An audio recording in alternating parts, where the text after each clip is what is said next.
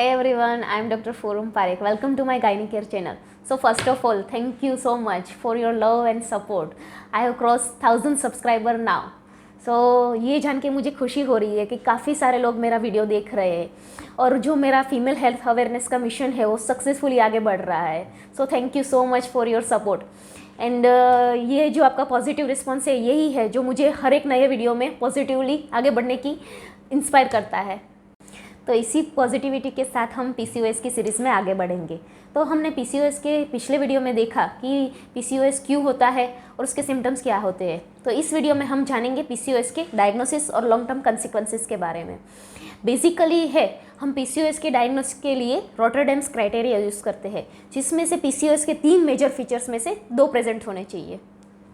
सो ये 3 फीचर्स है. First, oligomenorrhoea या एनोव्यूलेशन यानी कि इरेगुलर साइकिल होना. सेकेंड, हाइपरएंड्रोजेनिज्म, फीमेल में पुरुष अंतस्त्राव की मात्रा बढ़ जाना. और थर्ड इज़ अल्ट्रासोनोग्राफी, सोनोग्राफी में पीसीओएस की जांच पॉजिटिव आना.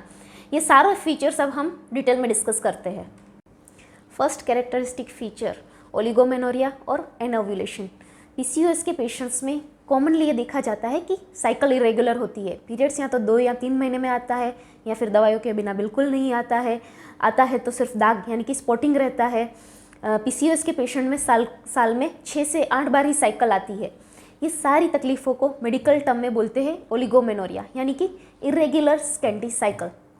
इसका रीज़न है एनोव्यूलेशन, मतलब कि आपका जो एग है वो मैच्योर होके रिलीज़ ही नहीं हो रहा है, ओव्यूलेशन नहीं हो रहा है, जिसकी वजह से क्या होता है कि जो बच्चेदानी की अंदर की दीवार है वो 28 डेज़ की बजाय 1.5 या 2 महीने में इरेगुलरली शेड होती है, जिसको हम इरेगुलर पीरियड्स बोलते हैं.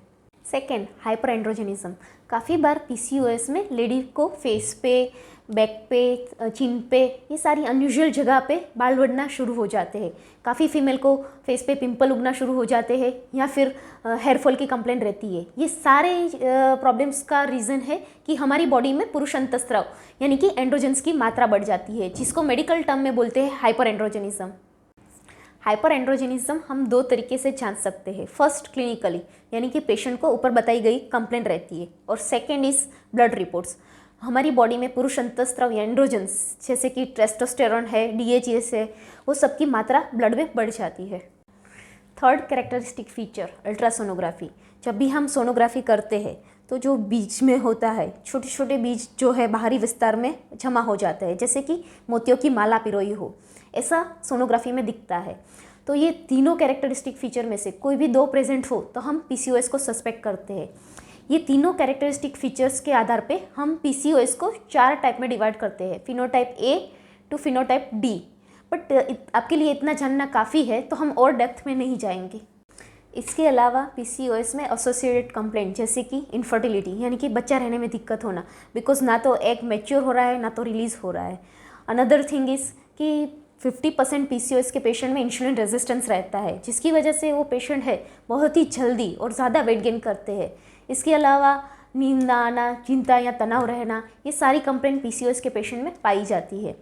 तो फिर नेक्स्ट स्टेप आता है कि हम जब भी पीसीओएस सस्पेक्ट करते हैं तो हम ब्लड रिपोर्ट्स करवाते हैं ताकि पीसीओएस जैसी सिमिलर कंडीशन को रूल आउट कर सके. तो पेशेंट की एज और उसकी कंप्लेंट के हिसाब से हम ब्लड टेस्ट एडवाइस करते हैं. अगर पेशेंट बहुत यंग है और उसको सिर्फ इरेगुलर पीरियड्स की कंप्लेन है तो हम बेसिक टेस्ट जैसे कि सीबीसी, थायराइड और प्रोलैक्टिन करवाते हैं. अगर कोई कपल है जिसको बच्चा रहने में दिक्कत हो रही है तो हम इनफर्टिलिटी प्रोफाइल यानी कि FSH, LH, AMH, thyroid, prolactin, CBC और सीमेंट का रिपोर्ट कराते हैं. अगर पेशेंट को बहुत ही ज़्यादा रिसेंटली वेट गेन हो रहा है और हम पीसीओएस के साथ इंसुलिन रेजिस्टेंस सस्पेक्ट कर रहे हैं तो हम भूखे पेट का शुगर का और इंसुलिन का टेस्ट करवाते हैं. अगर लड़की को फेस पे बाल ज़्यादा बढ़ जाते हैं या फिर पिंपल्स की कंप्लेंट रहती है तो हम एंड्रोजन्स यानी कि पुरुष अंतस्त्राव का टेस्ट कराते हैं, जिसमें आता है फ्री टेस्टोस्टेरोन और डीएचईएस. उसके अलावा एसएचबीजी नाम का प्रोटीन होता है जो हार्मोन को कंट्रोल करता है, उसका भी टेस्ट हम करवाते हैं. तो अब क्वेश्चन ये आता है कि हम पीसीओएस के डायग्नोसिस को इतना इंपॉर्टेंस क्यों दे रहे हैं. तो इसके 2 रीज़न है. पहला रीज़न, काफ़ी बार हमारी बॉडी में एक अंतःस्राव है वो दूसरे अंतःस्राव से इंटरेक्ट करके हार्मोनल डिस्टर्बेंस क्रिएट करता है, जिसकी वजह से पीसीओएस जैसे मिलते जुलते सिम्टम्स रहते हैं। तो इस कंडीशन में हम पीसीओएस है कि नहीं ये डिफ्रेंशिएट करना काफ़ी इंपॉर्टेंट हो जाता है। और सेकेंड रीज़न इज़ कि अगर हम पीसीओएस को अर्ली और डायग्नोस करें और ट्रीट करें तो हम उसके लॉन्ग टर्म कंसिक्वेंसेस से बच सकते हैं।